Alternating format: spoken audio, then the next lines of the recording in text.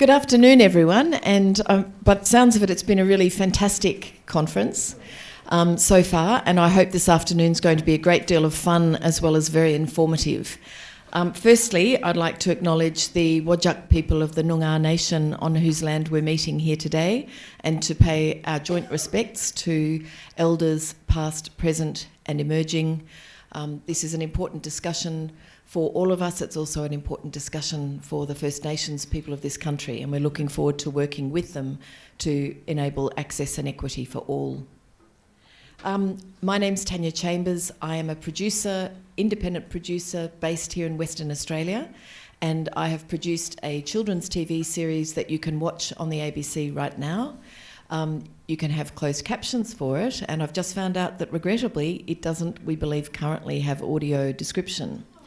So I'm going to be tracking that down and trying to find out more about that. I'm also going to try and see whether, with the ABC's new funding from the Commonwealth, it might be a perfect one for them to kick off with. So we did a 10 half-hour children's TV series down in Albany, and I've done 2 feature films as well as short films. But much more interesting to you are our panellists today, and I'd just like to introduce them to you. Next to me we have Zell Ishel.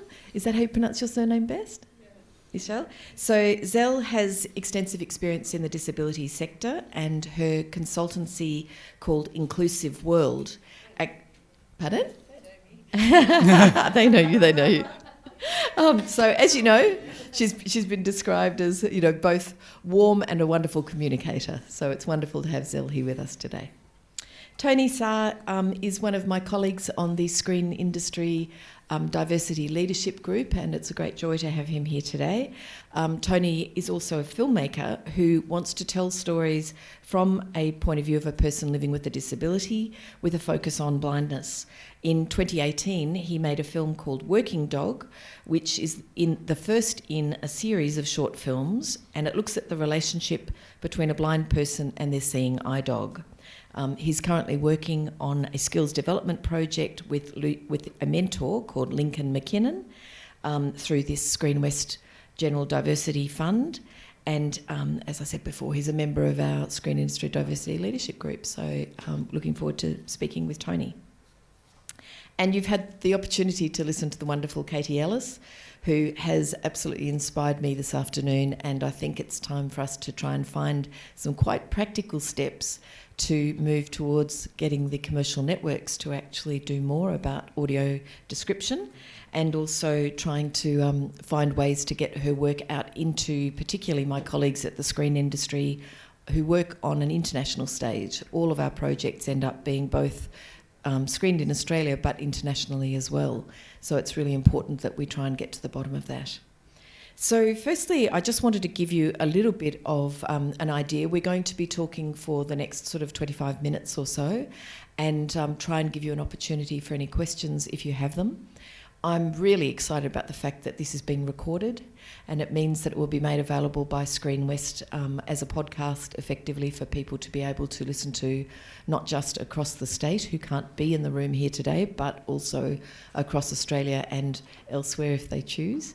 And so thank you, Screenwest, and thank you, Screenwest, for funding or supporting this session and supporting us coming along, as well as the support for diversity. It is very important, and it's a leadership role that we all, I think, deeply appreciate.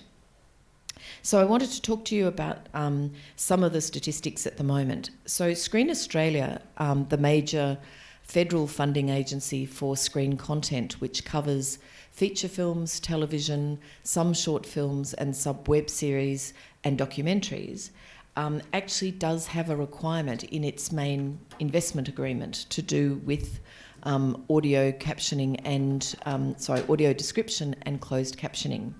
So feature films are required to actually include in the budget or arrange for captioning and audio description, both for cinema and DVD. And we're required to budget to it, and then we are required to try and, as feature film producers, use reasonable endeavours to ensure that all Australian distribution agreements include access for the hearing and or visually impaired via captioned or audio description, theatric screenings and DVDs, and also encourages the producers of non-feature film content to budget for this, as well as for accessible web design. Now, to say that it's an encouragement is, from what we've heard today, from what Katie has been saying, really not good enough, and we need to find ways of changing that situation. Screenwest in the 2019 calendar year funded 7 scripted projects, which included both film and TV and web series, and basically some of these will have been co-funded with Screen Australia, which means that they will have audio or closed captioning, audio description. So the Heights series 1 and 2, feature film Below, the TV series Itch, 100% Wolf feature, KGB, I Met a Girl, Talu, and of those only Below and 100% Wolf and I Met a Girl as features will have those requirements from Screen Australia. In documentaries there were 13 projects, and the 13 projects are, let's see, I'm just trying to see, I won't go through all the list of them in the time that we've got, because we don't actually know whether these all have audio descriptions. None of them have audio descriptions that we know of? Not that we know of. I should mention, do a mea culpa. Before coming in here today, I was looking at the children's TV series that we've just produced, and as I said, I know that we have closed captions on it. ABC was the ones that said they would do the closed captioning. We provided the transcripts, and that is on ABC iView. And I don't know whether that has then gone into the international version. So, of course, you want it to go in the international version and audio description. Anyway, there were 13 documentaries, 10 short films as well from Screenwest. And again, we would like to see all of those made available so that everybody can experience those in their fullness. A little bit of information just quickly before I go to my panel about the costs of audio description and captioning, because I would always say that it's very important for us to be armed with the correct information to be able to make the best and strongest arguments we can. So our research at the moment has shown that the cost of audio description and captioning a 10-minute short film is somewhere between $300 and $370. A 60-minute feature documentary is somewhere between $1,800 and $2,200 or so, and a 90-minute scripted, approximately the length of a feature film, though we know some can be different, is basically between $2,700 and $3,330, we're saying at the moment. Obviously, costs vary based on the amount of dialogue and if there's any foreign language, and there is an option to provide audio description as a track, a separate soundtrack alongside the project, or it can be included in the mix. And this is something we might come back to later, because the mix, of course, will have sound effects and various other things that would make it much more interesting. Basically, there's no great difference in scripted and documentary, and probably for both of them, Screen Australia estimates that it costs somewhere around about $6,000 to $8,000, which when you're talking about feature films, for example, which rarely would be under a couple of $1 million and frequently would be many millions of dollars, that actually is not a very high burden to be shared amongst the financiers, which is the way it happens. So I think there's something we can do about this. Now, firstly though, I would like to throw some questions really to our panel about the experience of access to audio description. Tony, would you like to kick off about what your experience is, and just passing the microphone over to you from Zell? Thanks.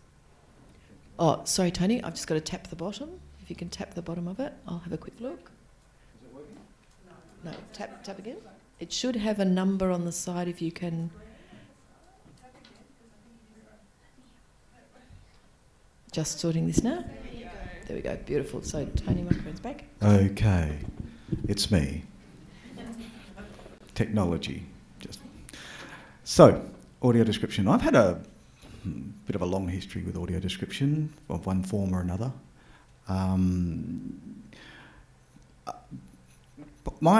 Primarily my favourite, I'd have to say, experience with audio description was through the Other Film Festival in Melbourne, which I attended on a regular basis as a judge or as a panel member like I am here, and every single film from its inception was audio described, and it opened me up to worldwide films.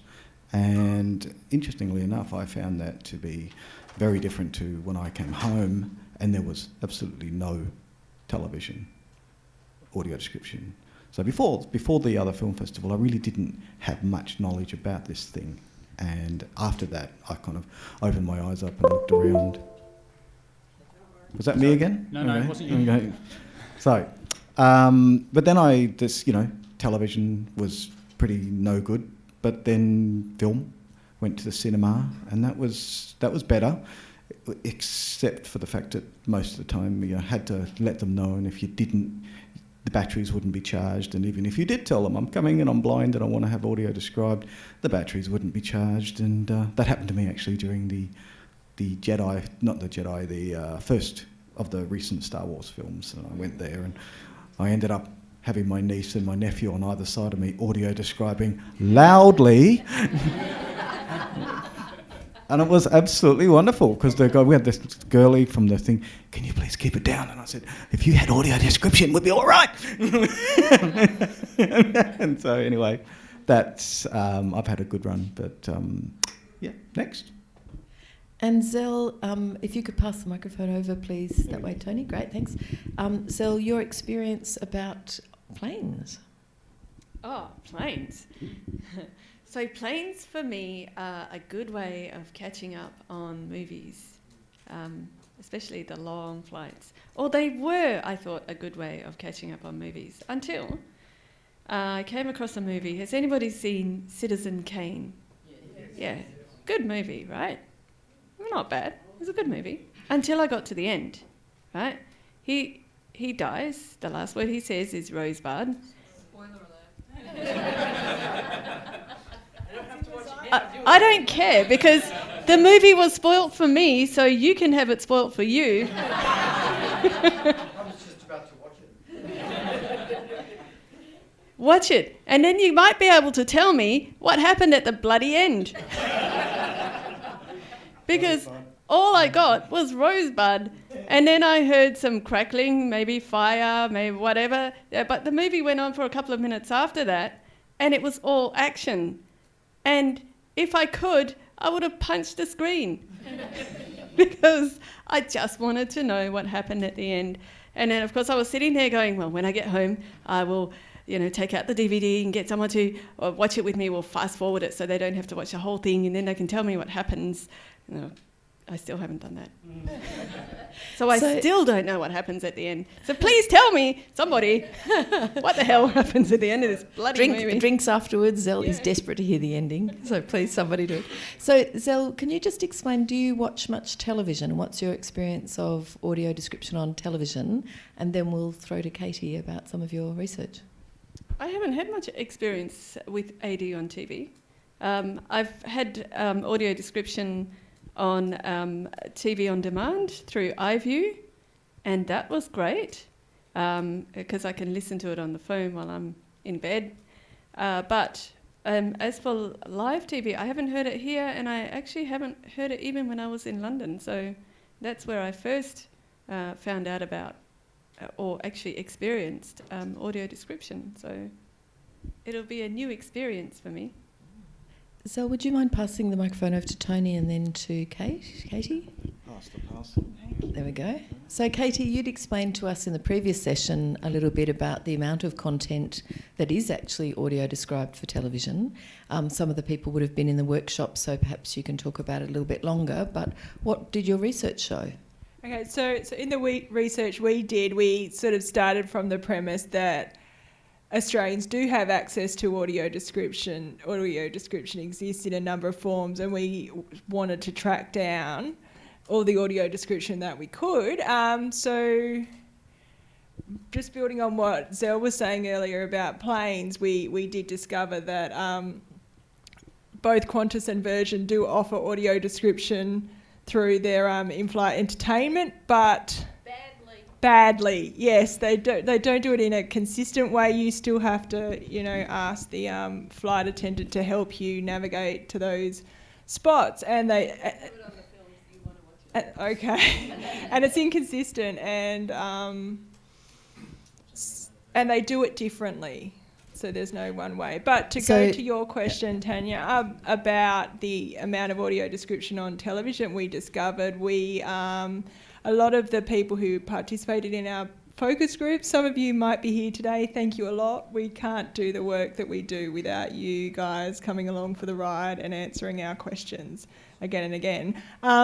So people in the focus group were saying there's a lot of Australian audio described shows overseas, and they really highlighted Neighbours and Home and Away as something that's audio described in the UK but not available here to Australians.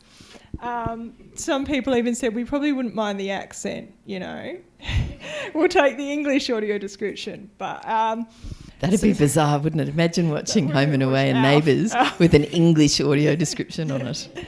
So something we did discover through industry contacts was lists of dramas that were audio described because of Screen Australia funding requirements through the terms of trade, and a lot of them were just, you know, on 7, 9, 10, ABC, SBS, wherever these shows were being shown at the time, and they'd been audio described, but the audio description was not being made available to the community until it was released on DVD, which you then had to go and pay for.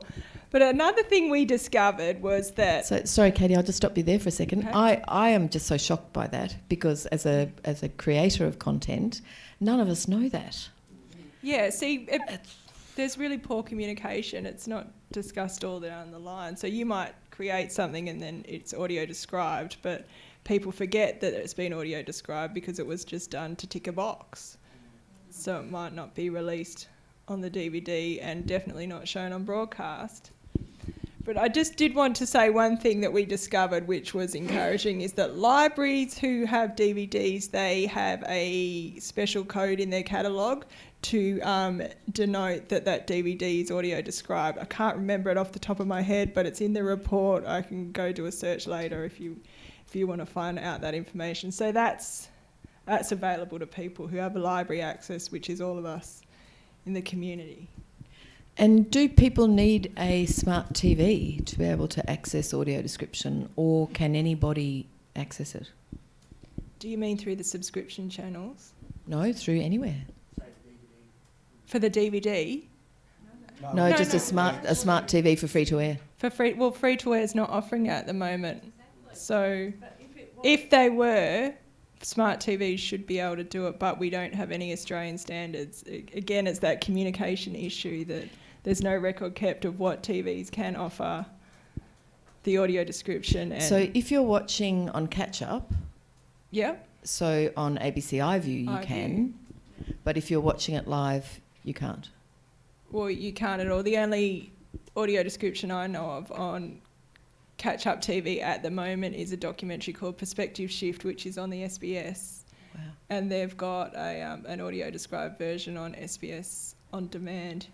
Yes. So I'll just pass it over in the context of cinema as well, and we have the pleasure of having Tom Vincent here with us at the moment, who is the film manager, film curator of the Lottery West film season at Perth Festival, and has been for a number of years. And I'm just going to get up and walk over there with the microphone and put Tom on the spot and say, what's your experience been about content with audio description?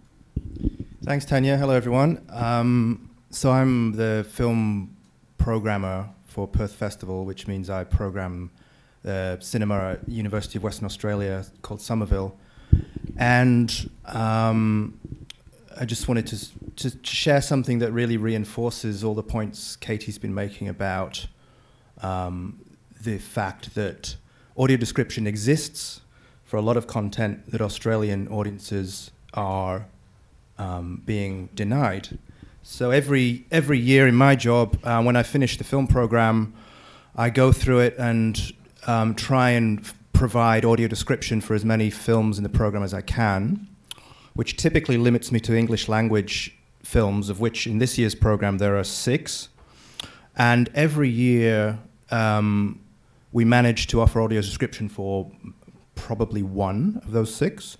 And every year we find that the distributor of those films in Australia are not aware that audio description files exist for them overseas. So there's always a bit of wrangling where the festival has to write to or email a distributor in America or the UK and ask them for their audio description files, which they are releasing to all the cinemas in the UK or USA, and get that into the Australian system. So it's just simply the case that broadcasters and film distributors in Australia are not making this stuff available. They're not requesting it in their deliverables. And I don't understand why. It may be that they're not aware. I think they're simply not conscious enough of this as an audience requirement. So I just wanted to share that. Thank you. I think that's a lack of convention as well within Australia. When you don't have it on your television, it's out of the public mind and it's out of the industry mind. Simply that you won't even think about what is this thing, audio description, even though somebody else has thought of it, where they've created it. Distributors, they don't think of it because they don't see it all the time on Australian television. It's not a part of the popular culture. Tony, could you pass the microphone to Zell? Just hold on, back over towards me a bit, Zell. That's it, you got it. Yeah, look, I'm sure it was like that in the US and UK too at the time. I would like to hear more about experiences from the UK and US as to how they were able to promote awareness and get support for AD in those countries. Thanks. If you don't mind keeping the mic, Zell. I think that's a really good idea for further work to be done and to look at that. And certainly I know that major organisations like Screen Producers Australia and others would be happy to focus on this. And terms of trade as part of funding grants and otherwise, of course, are always a good way to affect change, because you basically, if you want the DOS, you've got to do it. And right now, just so you know, Screenwest has a terms of trade review that's happening, and I'm part of that with a few other people. So it's extremely timely, because I've been able to point out that language like, encouraging factual producers is just not good enough, especially when we're talking about public money and talking about human rights. So it's time for us to bring the rest of the industry along. Now, moving on a little bit, Zell, you mentioned before that the type of audio description was pretty ghastly. Tell me about different types of audio description, or what you consider to be good and bad, and then we can pass it over to Tony. So we get some good audio description in that, it's very contextual sometimes. They tell us what the person is wearing, and I don't mind hearing about that, because I like to hear what the fashion is, what everyone's looking at. They tell us the action as it's happening. They actually tell you the action before it happens. So when I'm at the movies and I'm laughing, I have to remember that. But it's okay once you get used to that idea. At least you know what's going on. What's not so... and sorry, I'll just finish this too. And so you get told, the scene, what they're wearing, kind of where they are, sometimes in relation to each other, someone standing in front or behind someone. So if it's relevant to the story. What's not so great when in the audio description is when, say for example, someone walks off and they say, and so-and-so just walked off. And you're like, yeah, I heard that. So if there's soundscape that is giving clues as to, telling what's going on, then that should not be mentioned in the audio description. So what's good, again, it's brevity. Give us as much information in as little time as possible, because we also suffer from ADD, some of us. And too much description, the grass is green, The sky is blue and the stars are, there's one star bigger than the other and there's 3 other stars on the left. You know, by then I'm asleep. I don't really care. I just want to know what's going on in the movie usually. Tony, you have some interest in doing your own audio description. Would you like to talk about that a little bit? Yeah, sure. Actually, it's something Katie mentioned it in her presentation about audio description as an element of the film, which is something that I've always been interested in. So I'm in the midst of doing a proof of concept for a short film that I'm wanting to do in the Nullarbor Plain about a blind kid that gets abandoned on an isolated roadhouse, and he has to essentially use his white cane to get himself off that place. True story, my story. Now, I'm in the midst of doing the proof of concept for it, so I'm doing a particular scene out of that film, and I wanted to audio describe it. And I essentially wrote my script with an audio description script in concurrence. So I want to make my audio description before I make my film. And that's what I think all film should be in the future. It should always be considered that way. I'm shooting on Saturday for this thing, and I've got my audio description script, and it gives me some sense of how long my shot's going to be and how long this particular moment's going to take. Can I extend this instead of it all being as short as possible? I want to be able to make a moment that can fit my audio description, and I want my film, and I want all films in the future, to consider audio description basically as an element of style, because your audience, your blind audience, needs to be given that kind of respect, that the audio description is taking that particular film seriously. More to the point, it's taking the director seriously, because there's a story being told, and if you just throw out words, then you don't get across to a blind audience what this story is trying to tell you. And to do that, you've got to understand film language. You've got to understand what is being told to you as an audio describer, so that you can then transmit that to a blind audience. And that's what I'm going to try and do. Excellent. Well, again, that's a point for writers and directors as well, to have the conversation too, which is fantastic. Zell, you wanted to say something further? Can I just add too that it's not just blind audience that actually benefit from audio description. It's people, audio books became popular for drivers because people on long drives, people on planes, people everywhere, needing, who can't read for whatever reason, or even a classic example in the UK where someone was actually cooking and looking after her kids or whatever, but she was also listening to the movie in the background. So you never know who it's going to benefit, really. Thank you. Well, I think we're nearly out of time, so I just wanted to quickly ask if there are any questions in the audience that anyone would like to put. Just one moment. Can I ask one of you to help? I'll take that microphone from you, Zell, if you don't mind. I can take that. You got it? Thank you. And then I'll pass my microphone down to whichever of you would like to answer. All right, Zell, I'm going to put you out of your misery, okay? Yeah. So with Citizen Kane, it says here, Thompson concludes that he is unable to solve the mystery and that the meaning of Kane's last word will forever remain an enigma. Back at Xanadu, Kane's belongings are being catalogued and discarded by the staff. They find the sled on which the 8-year-old Kane was playing on the day he was taken from his home in Colorado.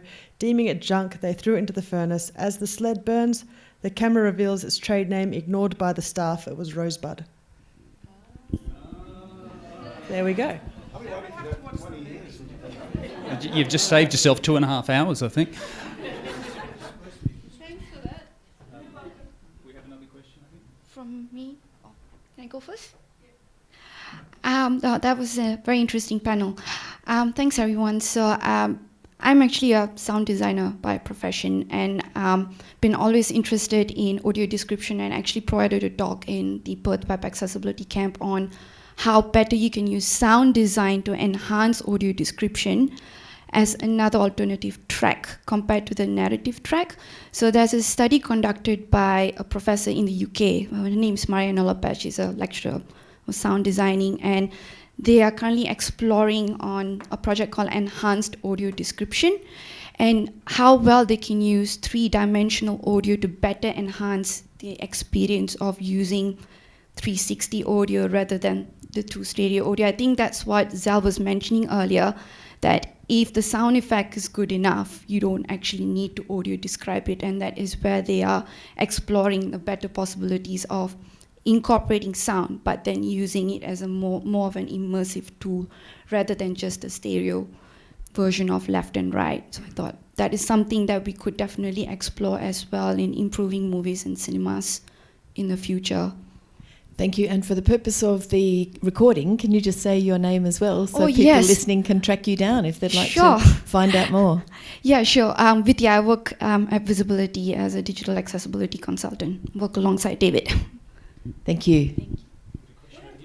Hold on one second, I'll pass you the mic. Would that make it a 3D movie for us? Absolutely, Zal. That's what I'm trying to achieve. Yeah, hi, my name is Jerry Newstadel. I'm the accessibility lead for the ABC. So I'm really, really pleased to hear everything that I've heard today.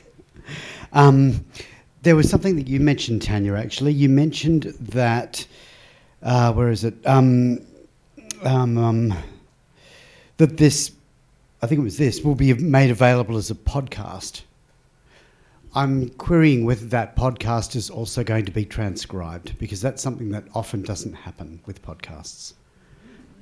Over to our colleagues at Screenwest to ask, up the other side at the back. Any idea whether we'll be able to transcribe it? It will be transcribed. We've currently got a backlog of our other podcasts. Just 1 second, sorry.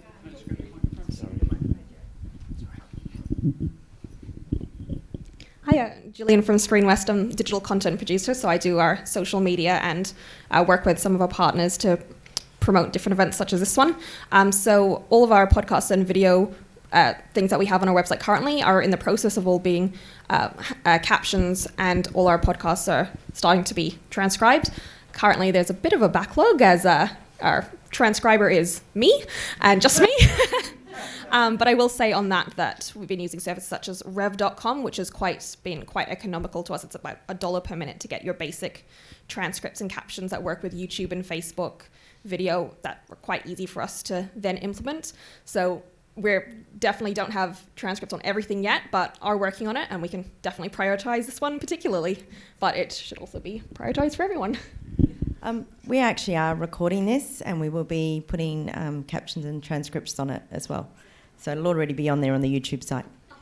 Great. Sorry, another thing that I wanted to mention more as a question than anything else. There was a discussion before about whether when audio description is rolled out on ABC, it will be rolled out through broadcast televisions, or whether it will be rolled out through iView. That's actually being investigated at the moment, and I'd put it out there to everyone. Get in contact with me. If you have a preference for whatever reason, we'd really like to know about it. We're looking at the different options. There is audio description will be released from after 1 July 2020, which is awesome and really exciting. We're looking at the mechanisms at the moment, but I want you to understand as well that first release, which is only 4.5 months away, will be the start, and we will be looking at ways of improving it as we move forward. So it may not release on all platforms immediately, hence the reason why it's important for you to contact me, contact us, so that we can understand what your needs and desires are. Jerry, I am chair of Blind Citizens WA, and we are also affiliated with Blind Citizens Australia. So I will ask around about that and see what the general consensus seems to be. I would prefer iView, but we'll see what everyone else says. There are some who wouldn't know. Yeah. Is there any preference for children's content rather than adults or across the board? We want to know all of this. My question or suggestion or whatever is how much do the regular cinemas like Hoyts and Vents and all the rest of it actually advertise whether there is AD, and how much is there about being pushed out to let people know about it? I got to look for it. I got to go digging to see where, if at all, if it's just not. This is something we looked at in our research too a bit. It's advertised on their websites, but it's advertised in different ways on their websites. And I'm getting to that, Erica. Give us a chance. Sometimes it's advertised with an AD symbol, which is a visual thing, So we put it on our website, which is audiodescriptionau.com.au, but it is on the websites and they update it. I think someone else in the audience wanted to say something. My local cinema has audio description in Cinema 3, but the chances of me going to a movie that's in Cinema 3 are very, it's mostly in Cinema 1, 2, 4, 5 or 6. And the staff don't know how to use the earphones, so they gave me a little bit of instruction on how to use them. So I went into the movie and I couldn't turn the volume down, and everyone around me complained and told me to turn those damn things off because it's really annoying. So that's what it's like in country New South Wales for audio description. It's not much better in the cities. Well, we need to have just one final question, I think, from Tom, and then we're moving into a workshop, which should be a lot of fun because, just 1 second, Zell, because those of people who then want to stay around afterwards can then have a go at their own audio description with one of my short films. But for the moment, we've got 2 quick comments, one from Zell and then back to Tom. I think people need to bear in mind the principles of marketing, because at the end of the day, we are customers as well. If you promote something and you don't do it properly, you could spend thousands of dollars on that.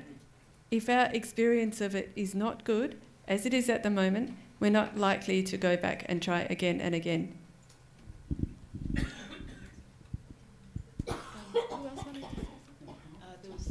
Oh, sorry, Tom? Yeah, it's just a quick footnote from me, and I think it connects nicely to what Zell and Katie were just saying.